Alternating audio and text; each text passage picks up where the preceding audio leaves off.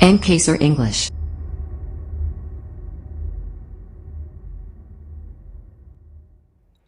Good morning, students. How are you all? Today we will discuss about active passive voice. तो बिना समय गवाए अपन चलते हैं सीधे अपने टॉपिक पर, एक्टिव पैसिव वॉइस। देखिए, नाम से हमें लग रहा है कि एक्टिव अर्थात जहाँ पर सब्जेक्ट एक्टिव हो, ऐसे सेंटेंस जिनमें सब्जेक्ट एक्टिव हो, एक्टिव वॉइस के सेंटेंस कहलाते हैं। और ऐसे सेंटेंस जिनमें सब्जेक्ट एक्टिव ना होकर के पैसिव हो, पैसिव का मतलब होता है निष्क्रिय, एक्टिव का मतलब सक्रिय एंड पैसिव मतलब निष्क्रिय। जहाँ सब्जेक्ट निष्क्रिय हो, काम करता हुआ स्पष्ट दिखाई ना दे, पैसिव वॉइस के सेंटेंस होता है। बहुत सिंपल है, जैसे हम हिंदी के अंदर कह देते हैं, हम हिंदी वाक्यों से हम इसे आसानी से समझ सकते हैं। कहा जाए, जैसे सेंटेंस हमने इंग्लिश का लिया है, Neha was writing a letter, अर्थात नेहा एक पत्र लिख रही थी। नेहा एक पत्र लिख रही थी। अभी इसी सेंटेंस को हम घुमा करके दूसरे तरीके से भी कह सकते हैं कि एक पत्र नेहा के द्वारा लिखा जा रहा था। दोनों सेंटेंस का भावार्थ वही है, नेहा एक पत्र लिख रही थी, और दूसरा सेंटेंस हो गया एक पत्र नेहा के द्वारा लिखा जा रहा था, एक पत्र लिखा जा रहा था नेहा के द्वारा। अब यहाँ पहला वाला सेंटेंस में हम देखते हैं तो यहाँ नेहा एक्टिव दिखती है। काम करने वाला जो एक्टर है, सब्जेक्ट है, वो स्पष्ट दिखाई दे रहा है कि नेहा एक पत्र लिख रही है। नेहा को यहाँ हाईलाइट किया गया है। एंड सेकंड सेंटेंस के अंदर नेहा को छुपा दिया गया है, नेहा का जो अस्तित्व है उसको कम आंका गया है। एक तरह से पत्र का ज़्यादा महत्व दिया गया है। A letter was being written by Neha, कि एक पत्र लिखा जा रहा था। पत्र यहाँ ज़्यादा इम्पोर्टेंट दिया है, और सब्जेक्ट जो था उसको हमने पैसिव बना दिया है, निष्क्रिय कर दिया है।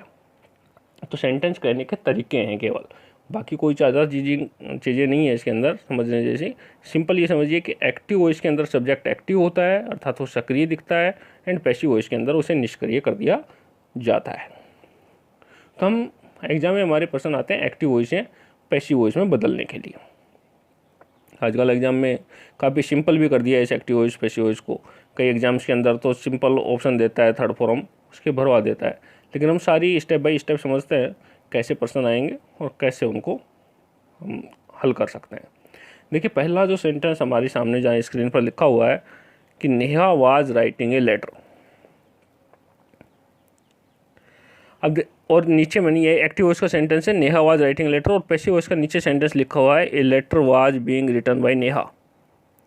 देखिए चेंज क्या हुआ है, यहाँ जो नेहा थी वो नेहा यहाँ पर आ गई।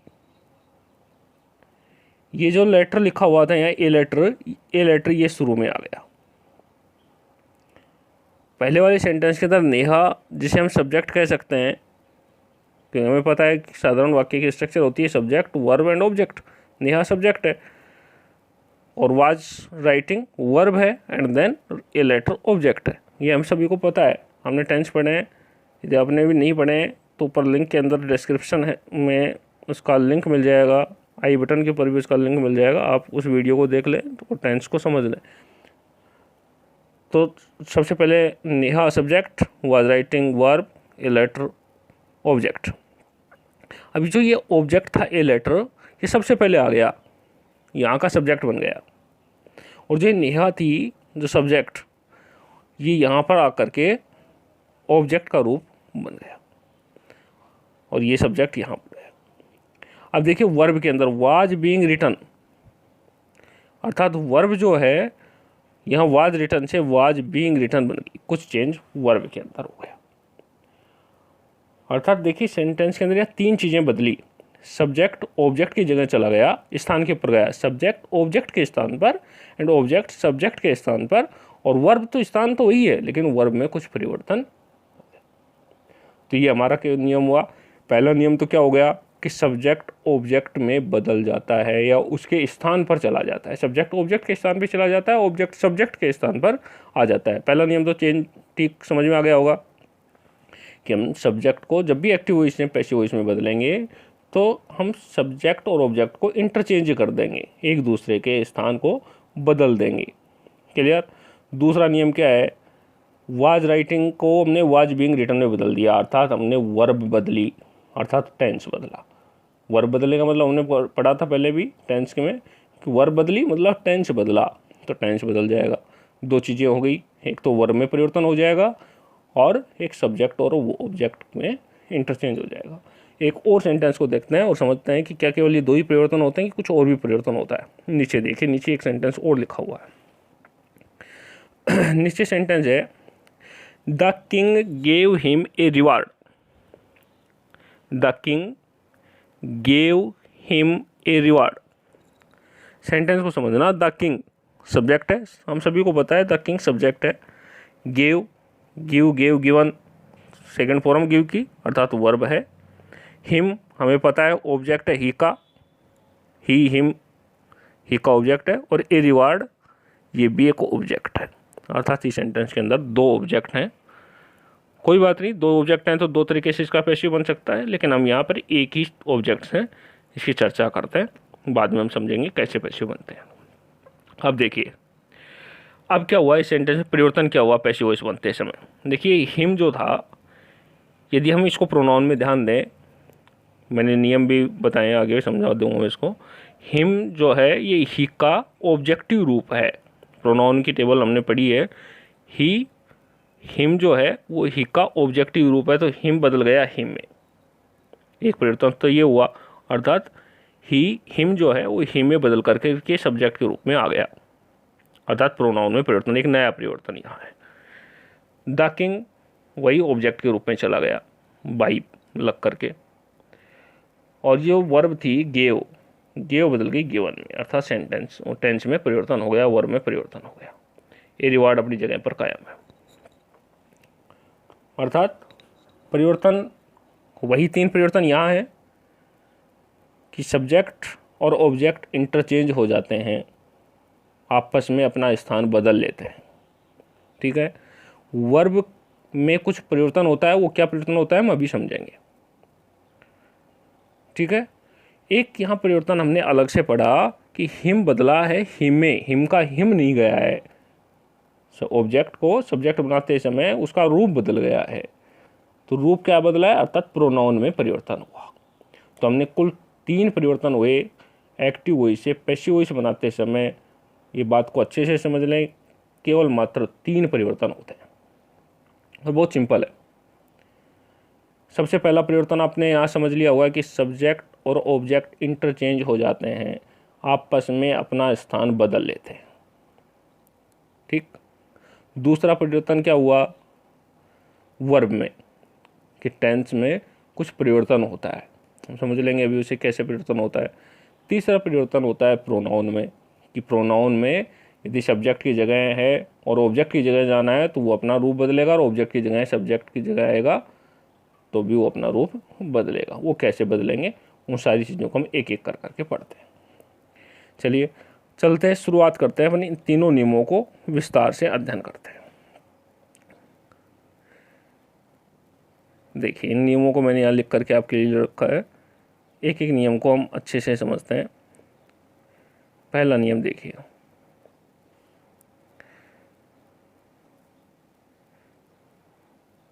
पहला नियम दे रखा है interchange of subject and object, active से पैसिव बनाना। ऊपर दिख रहा होगा आपको एक्टिव पैसिव वॉइस, एक्टिव से पैसिव वॉइस बनाना।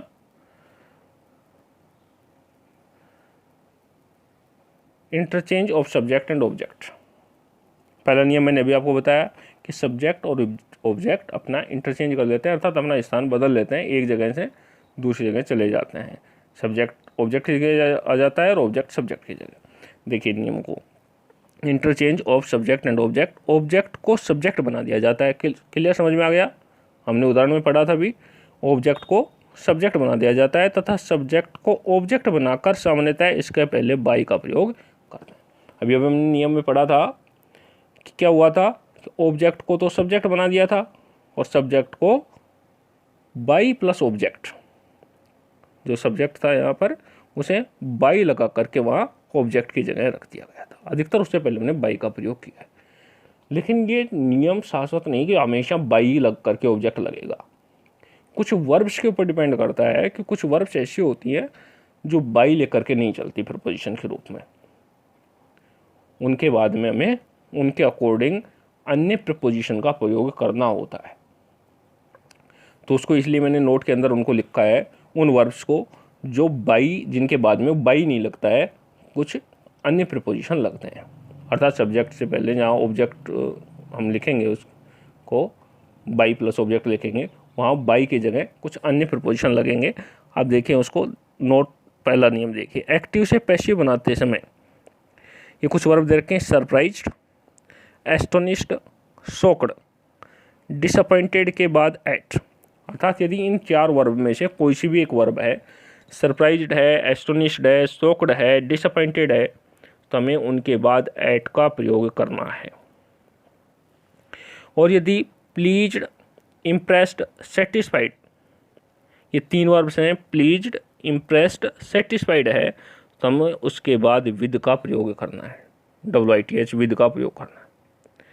और यदि कंटेंड, इंटरेस्टेड है, तो हमें उसके बाद इन का प्रयोग करना है, तथा यदि नोन है तो हमें उसके बाद टू का प्रयोग करना है।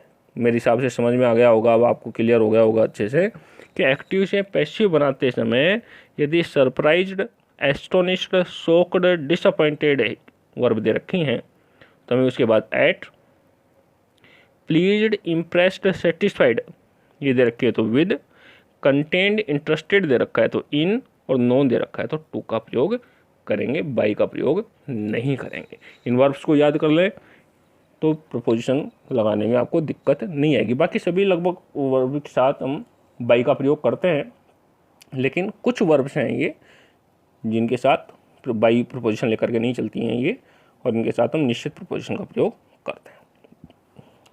दूसरा नियम क्या है कि एक्टिव से पैसिव बनाते समय सामान्यतः पीपुल, दे, समवन, समबडी तथा अंडरस्टूड सब्जेक्ट को छोड़ दिया जाता है।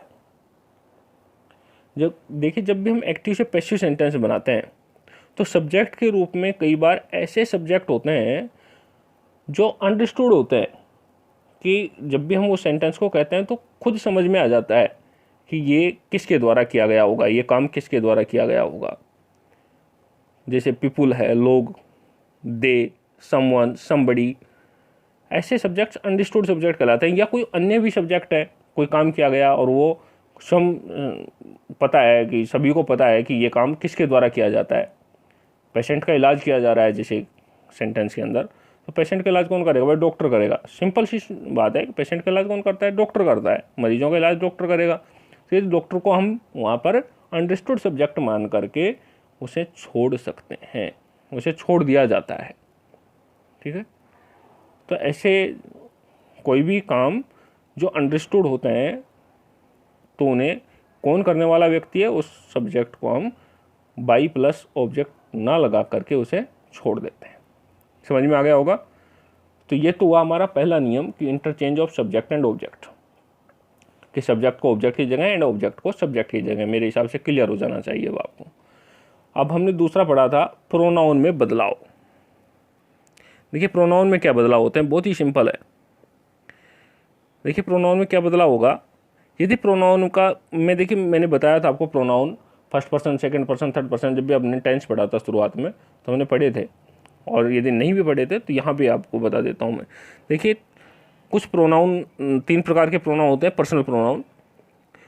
फर्स्ट पर्सन के अंदर आता है आई और वी, ये फर्स्ट पर्सन है, आई और we.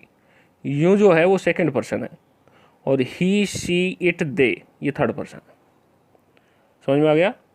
I, we first person, you second person, and he, she, it, they third person कहलाते हैं।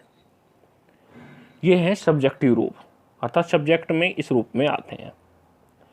लेकिन यदि सब्जेक्ट की जगह ऑब्जेक्ट में जाएंगे, मान लीजिए सब्जेक्ट में आई दे रखा है, उसे हमें ऑब्जेक्ट की जगह लेकर के जाना है, तो आई सीधा आई नहीं जाएगा, किस रूप में जाएगा? मी के रूप में जाएगा।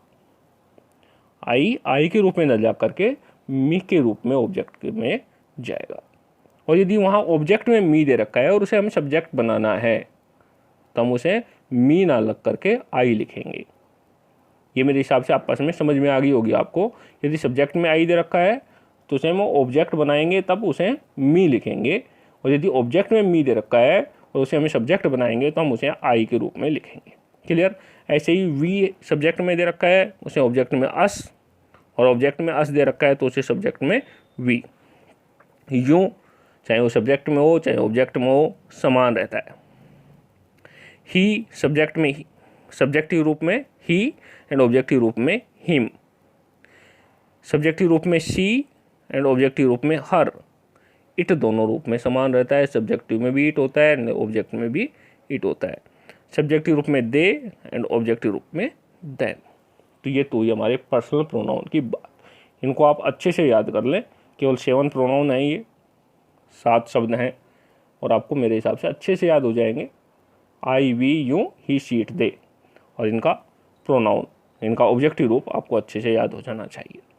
यदि सब्जेक्टिव रूप में ये है तो ऑब्जेक्ट में ये जाएगा, एंड ऑब्जेक्टिव रूप में ये शब्द दे रखा है तो सब्जेक्ट में ये बनेगा। तो ये तो है हमारे 2 परिवर्तन।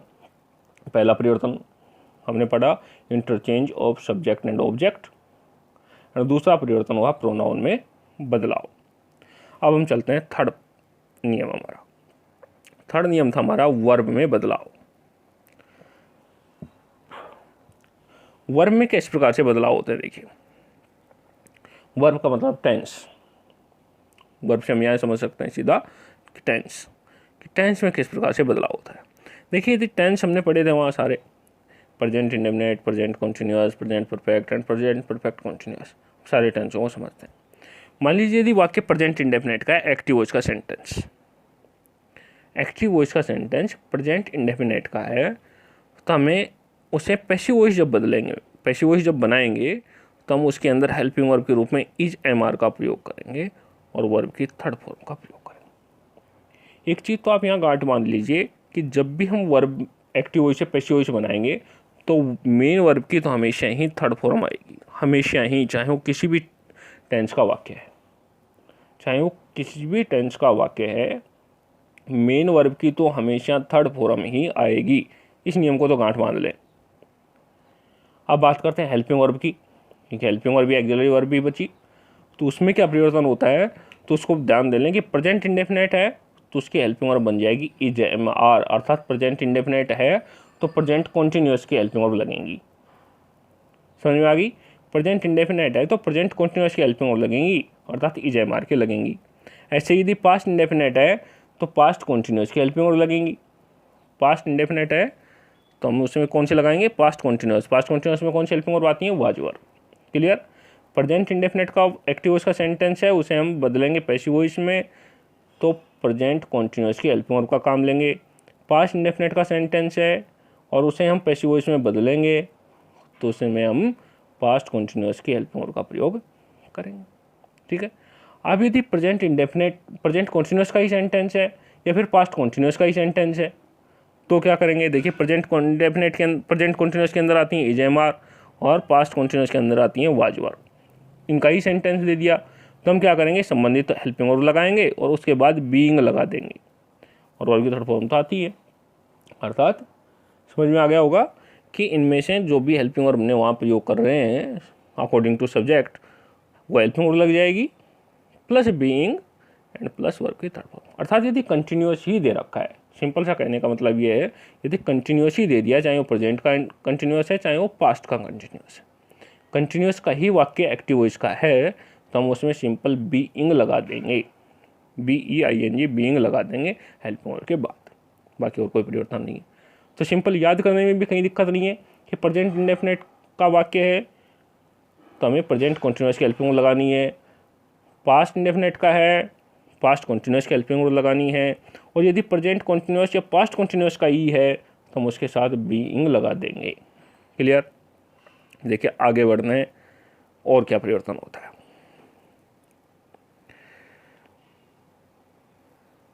देखिए हैज है और हैड, अर्थात प्रेजेंट परफेक्ट या पास्ट परफेक्ट। प्रेजेंट परफेक्ट में हेल्पिंग वर्ब कौन सी आती हैं, हैज और हैव, और पास्ट परफेक्ट में क्या आती है, हैड। प्रेजेंट परफेक्ट में हैज हैव और पास्ट परफेक्ट में हैड। अर्थात यदि प्रेजेंट परफेक्ट का है या फिर पास्ट परफेक्ट का सेंटेंस दे रखा है तो हम क्या करेंगे, बीन लगा देंगे, BEEN, बीन लगा देंगे, ठीक है। और वर्ब की थर्ड फॉर्म तो आती है, हेल्पिंग वर्ब के बाद बीन लगा देंगे। अर्थात यदि प्रेजेंट परफेक्ट है, सिंपल समझ लें, यदि प्रेजेंट परफेक्ट का सेंटेंस है या पास्ट परफेक्ट का सेंटेंस है तो संबंधित हेल्पिंग वर्ब के साथ बीन लगा देंगे, ठीक। तो ये तो हुई टेंस की बात।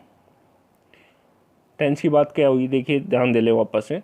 प्रेजेंट इंडेफिनेट में पास्ट इंडेफिनेट की प्रेजेंट इंडेफिनेट के अंदर प्रेजेंट कॉन्टिन्यूअस की हेल्पिंग वर्ब लगेंगी, पास्ट इंडेफिनेट में पास्ट कॉन्टिन्यूअस की हेल्पिंग वर्ब लगेंगी। क्लियर। प्रेजेंट इंडेफिनेट में प्रेजेंट कॉन्टिन्यूअस, पास्ट इंडेफिनेट में पास्ट कॉन्टिन्यूअस। लेकिन यदि प्रेजेंट कॉन्टिन्यूअस ही है तो हम बीइंग लगा देंगे, पास्ट कॉन्टिन्यूअस ही है बीइंग लगा देंगे, प्रेजेंट परफेक्ट है बीन लगा देंगे, बीन BEEN, पास्ट परफेक्ट है तो भी बीन लगा देंगे। क्लियर। तो हमने पढ़ लिए 6 tense, present indefinite, past indefinite, present continuous, past continuous, present perfect and past perfect. Clear. इन 6 टेंसों के अंदर किस प्रकार से हेल्पिंग वर्ब में परिवर्तन होगा आपको समझ में आ गया। अब बच गए इनके present perfect continuous and past perfect continuous. Clear. तो प्रेजेंट परफेक्ट कंटिन्यूअस और पास्ट परफेक्ट कंटिन्यूअस का यदि वाक्य आता है तो उसमें कोई परिवर्तन नहीं होता, हेल्पिंग वर्ब में कोई परिवर्तन नहीं होगा। क्लियर। बात करते हैं प्रेजेंट इंडेफिनेट या फिर फ्यूचर इंडेफिनेट या फ्यूचर कॉन्टिन्यूअस की। तो सिंपल सी बात क्या है कि फ्यूचर कॉन्टिन्यूअस का भी है जो है पैसिवेशन नहीं बनता है, फ्यूचर कॉन्टिन्यूअस का भी पैसिवेशन नहीं बनता है एंड फ्यूचर परफेक्ट कॉन्टिन्यूअस का भी पैसिव नहीं बनता है। और यदि शैल और विल, आपको पता है कि शैल और विल जो शब्द है वो मॉडल वर्ब के रूप में भी हम काम लेते हैं। और मॉडल का मैंने यहाँ नियम दे रखा है अगला, मॉडल प्लस V1, अर्थात मॉडल के बाद हमेशा वर्ब की फर्स्ट फॉर्म आती है, ये भी आपको पता होगा। कईयों को यदि किसी को ये ध्यान नहीं है कि मॉडल क्या होता है तो मैं आपको बता दूं कि कुल 13 वर्ब्स होती हैं इंग्लिश के अंदर जो हेल्पिंग वर्ब के रूप में काम करती हैं, मॉडल होती हैं, जिनमें हम कह सकते हैं शैल, शुड, या एक बार मैं दोबारा से बता देता हूँ, वैसे आपको बताई हुई होंगी, shall, should, will, would, shall, should, will, would,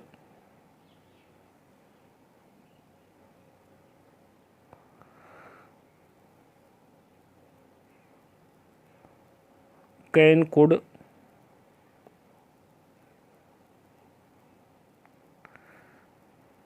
may, might, must, may, might,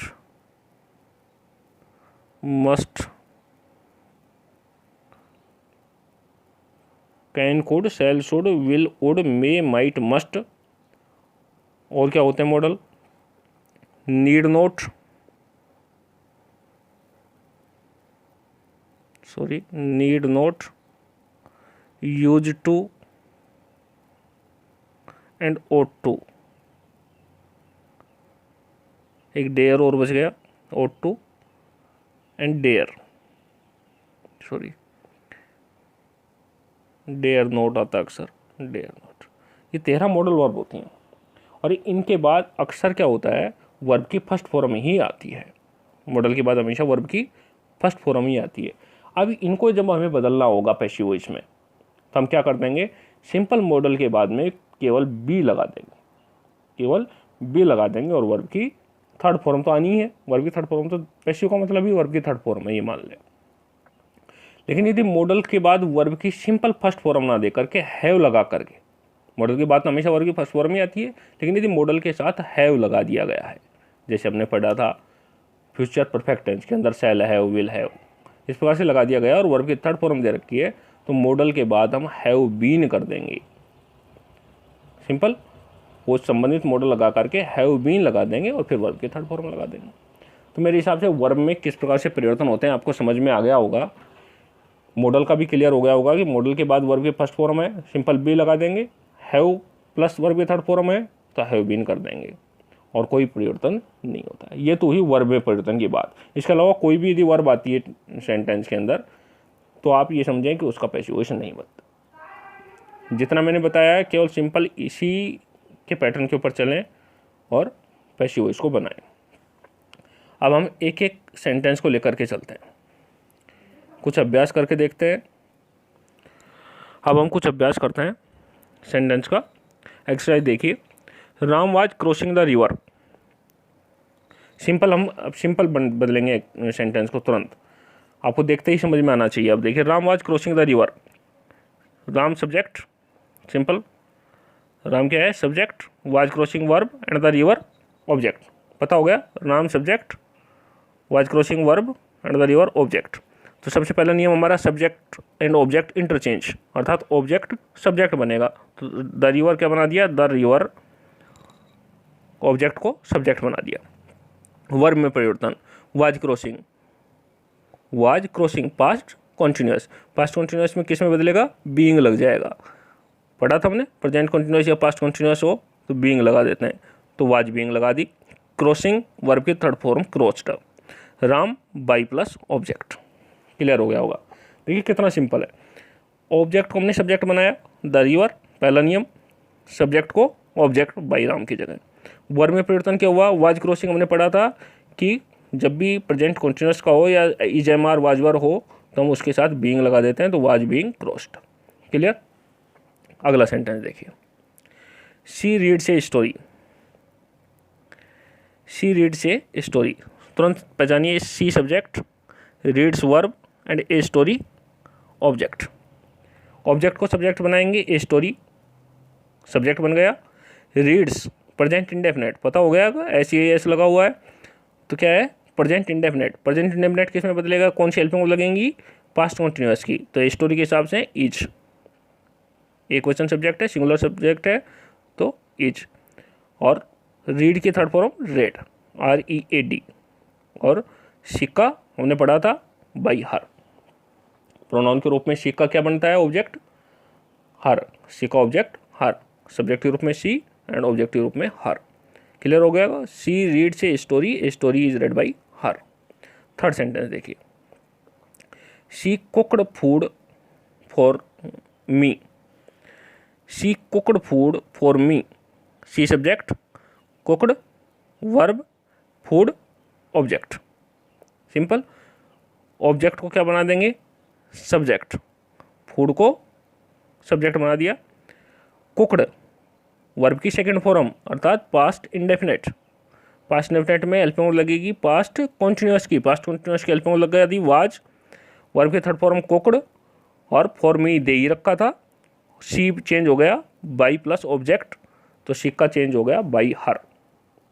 बहुत अच्छे से समझ में आ जाना चाहिए। अब बहुत ही सिंपल है, अलग से नियम ही नहीं है, तीन नियमों को आपने एक बार ध्यान दे लिया, सिंपल तरीके से बना लोगे। कुक्ड फूड फॉर मी, तो food was cooked for me by हर।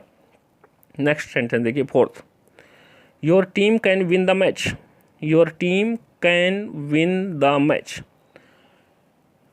तो सिंपल, द मैच ऑब्जेक्ट है, द मैच को हमने सब्जेक्ट बना दिया। द मैच ऑब्जेक्ट था, इसको हमने सब्जेक्ट बना दिया। अब कैन, आपको सभी को पता है कैन क्या है, मॉडल, तो मॉडल के सामने हम क्या लगाते हैं, बी, तो क्या लगा दिया कैन का, कैन बी। विन की थर्ड फॉर्म होती है वॉन, और योर टीम तो by your team. Simple, the match object को सब्जेक्ट बना दिया, your team by plus your team चली गई, कैन का कैन बी और विन का थर्ड फॉर्म वॉन।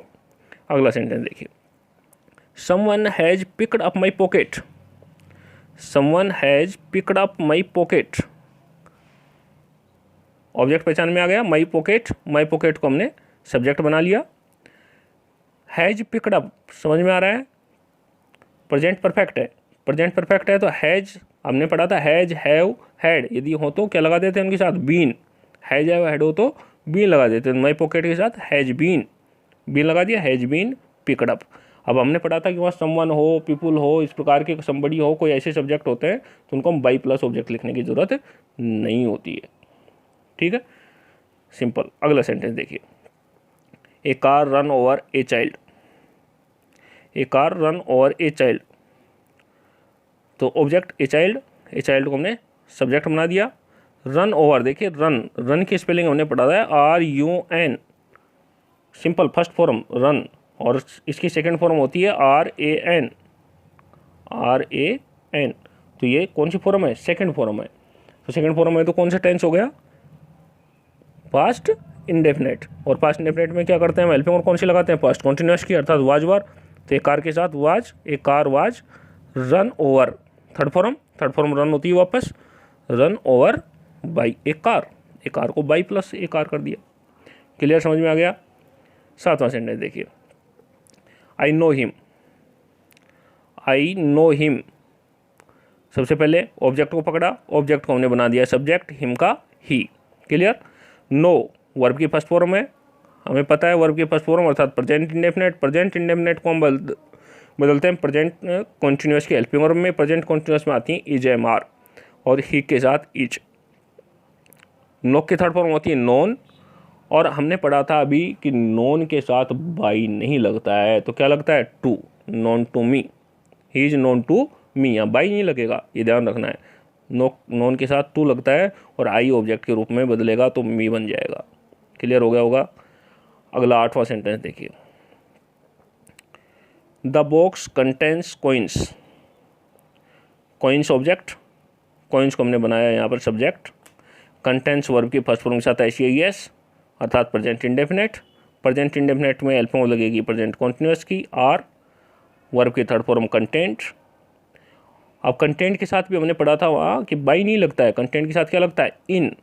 तो कंटेंट के साथ हमने लगा दिया in and the box. Clear.